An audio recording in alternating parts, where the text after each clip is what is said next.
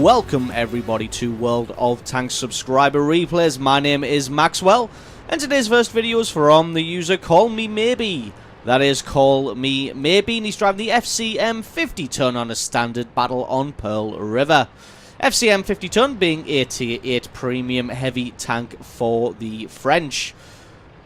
Performs pretty well, has armor that is okay, fairly poor for its tier and some of its more heavily armored counterparts, has a decent cannon on it, and is fairly quick and maneuverable for a heavy tank. All in all, this thing does perform pretty well, as we are about to see. This being a tier 9 match though, could be in for some trouble. Call Me Maybe is heading directly to the centre of the map.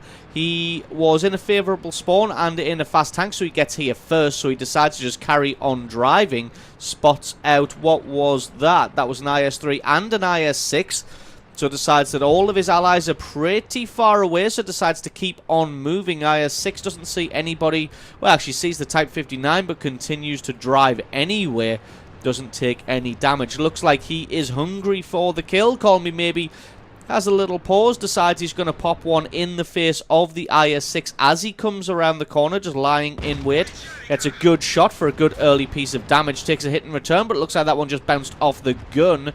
Continuing to back off as there is a Pershing pushing down as well, drops back. Hopefully there's some teammates in the background who can help out.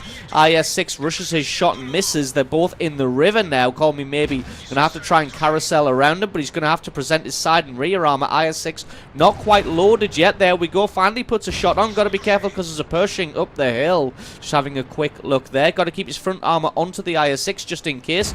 Although his armor isn't that strong, he is going to use his superior maneuverability to get alongside the IS-6 and put as many shots into the IS-6 as possible and take as few in return. Trying to move around his gun as well as possible. A T-32 decides to join the fray. Call Me Maybe was ammo racked, but used his repair kit to fix that one. Tried to track the IS-6, but didn't quite land that one. Gets hit in the side by the IS-6. T-32 misses as he uses the IS-6 as cover, and then takes out the IS-6. He's still got the dead corpse as cover. Tiger 1 comes to help. T-32 still on full hit points. Tiger 1 bounces on the rear of the T-32, still using the IS-6 as cover. Going to be doing a good job. Looks like the T-32 doesn't have that great a ping, using the turret of the IS-6 to keep himself as away as possible. Took some damage there. Gets a great shot on the side of the T-32, who's now taking sustained damage in the rear from the awesome DPM of that Tiger 1. Very lucky bounce on a shot from the T-32 there. He's going to put one through the front plate. Still got to be aware there is still that Pershing and IS-3 up on the top of the hill. T-32 still taking damage from this from the Tiger 1. Takes another shot in the side, and that is kill number 2. For Call Me Maybe, and that was a fast and a furious start to a match there, getting totally tunnel visioned by an IS-6 and a T-32 there. Both of them dropped down and got themselves killed. Thought they could get a quick early kill, but not to be. IS-3 looks like he's going the same way, maybe just running from the AT-7, tracks himself. Call Me Maybe gets a good hit, and the Tiger 1 takes him out.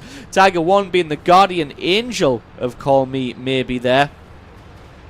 The two of them working together, having some fantastic positioning there to keep the IS-6 and then the IS-6 corpse between himself and the T-32, and landing a damaging shot with, I'm pretty sure, almost every single shot that he took. But now it is time to relax, regroup, allow the adrenaline to dissipate, and then get his head back into the match, because they are currently losing this one, although only one kill takes out the Object 416. But there is this Pershing from earlier coming charging in. Looks like he's only got a small caliber weapon though, as he manages to bounce, and then he gets taken out by the same Tiger 1 as earlier. And those two are making a fantastic team so far, although there is an M103 pushing in as well. Can he get a shot through the side armor? Not quite. That one just about bounced. Hopefully the Tiger 1 has got a shot on him to take him out before he is loaded. There we go. The Chi is able to finish off the M103, and the enemy advance is stalled. The score is now 10-10. And Call Me Maybe he's going to have to relax, allow the adrenaline to dissipate, and then get his head back in the game. Picked up 3,500 points of damage so far, 3 kills. The game is by no means over yet. Like I said, it's all even at 10 kills to 10. Call Me Maybe going to be heading back to the center of the map. Looks like his allies aren't faring particularly well.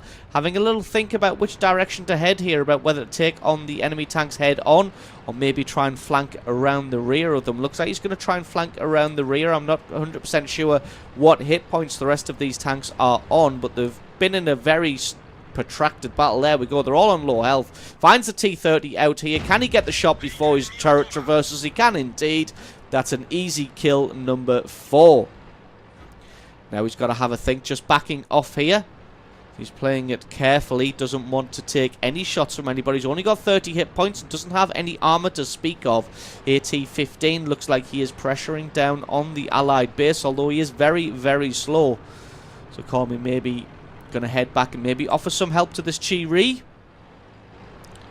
Although thinking about going down and helping his friend, the Tiger 1. Sorry, not the Tiger 1, the VK-3002 against the Tiger 1. Looks like that is going to be the case. Going to allow the AT-15 to just push down on the base. Looks like the Chi-Ri is battling against the Conqueror there, but takes him out. Just saying in chat to the VK that he is on his way and will help out with the Tiger 1s, telling the VK to just hang on, just stay alive no matter what occurs. I'm going to see if he can reach the battle in time. There is an AT-15 pressuring down on the base, so there is a time limit on this one. Looks like the VK is just toying with the Tiger here. Call Me Maybe comes up from behind, takes his shot, takes him out, kill number 5. Looks like the Chi-Ri is heading for the base, which is absolutely the correct thing to do, because that AT-15 last he was spotted was pressuring onto their base. So that Chi-Ri starts a base capture off just in case everything goes wrong. VK-3002, not sure what he's doing. There we go, starts to make a move now. Looks like Call Me Maybe is not going for the base, going to try and find this AT-15. So if he can find him, he can either take him out for a Top Gun medal or stall him long enough for the team to get a base capture off. Doesn't want to meet the AT-15 head, although he has got 332 hit points, which is 2 shots for the FCM 50T, and he's only got 30 hit points himself. He could try and maneuver around. There he is. There's the AT-15. Takes his shot. Decides to keep driving. Can he get alongside the AT-15 and reload in time? No, he can't. Gets himself taken out by the AT-15. But I think it's all going to be okay. Looks like the Chi-Ri is continuing the base capture. He is well hidden behind the houses. Just going to make sure that he's not visible. The VK-3002 joins the base capture.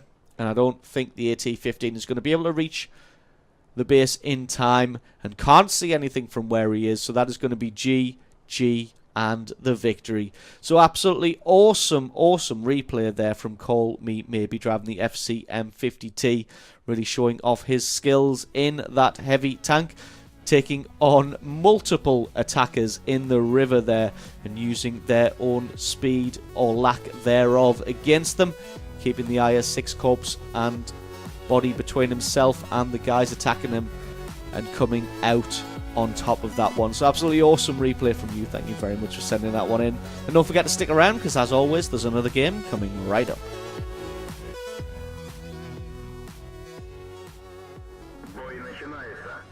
And our second replay is from the user Xana996. That is Xana996. And he's driving the T-150 on a standard battle on the Hidden Village. T-150 is a Tier 6 heavy tank for the Russians. That's right, the Russians do have another Tier 6 heavy tank that isn't the KV-1S, considering that one is a Tier 8 medium tank, or at least plays like one. But yes, the T-150 does still have a decent cannon. It's pretty slow, pretty lumbering, but has pretty good armor as well.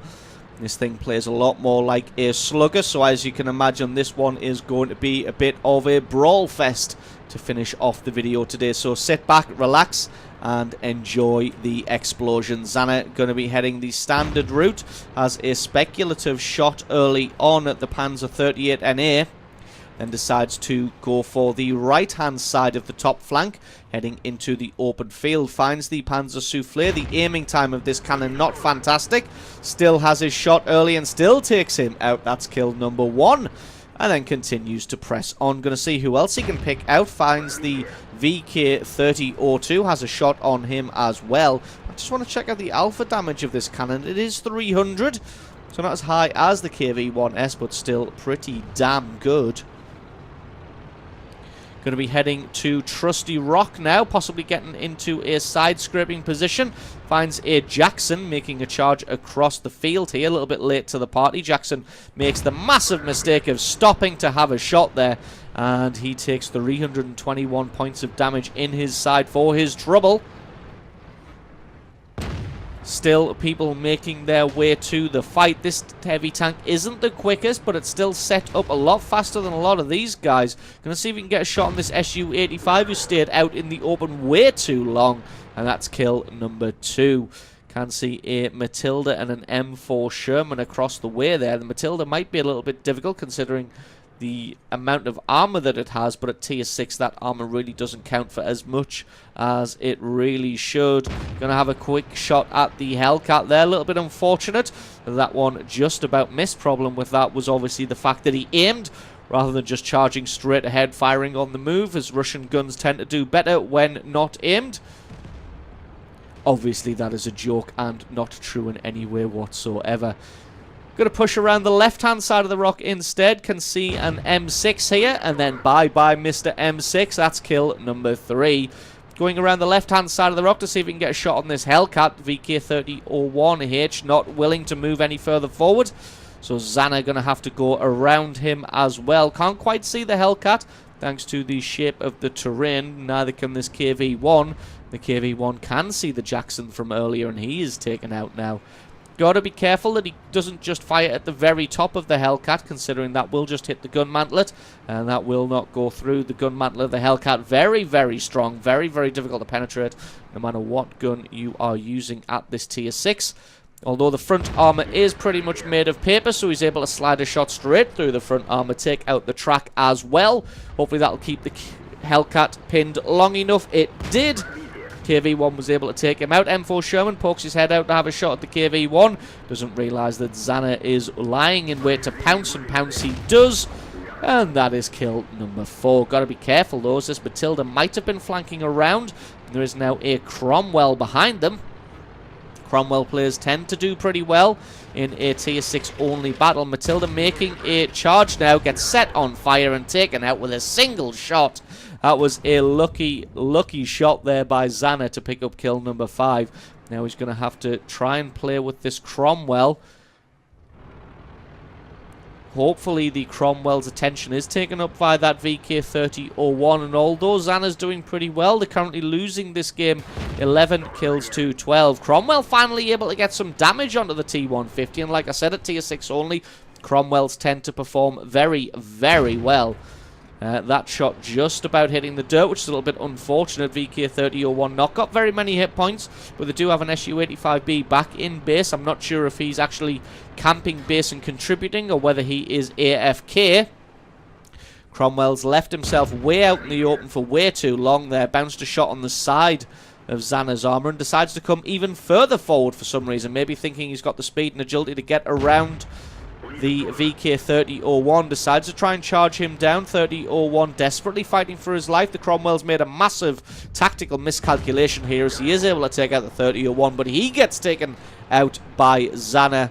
996 here, and now Zana is all alone against an ARLV-39 and a VK30-01H. So I think the Su-85B back in base was AFK. Has a shot at the VK30-01, misses that one. 30-01 comes further up the hill.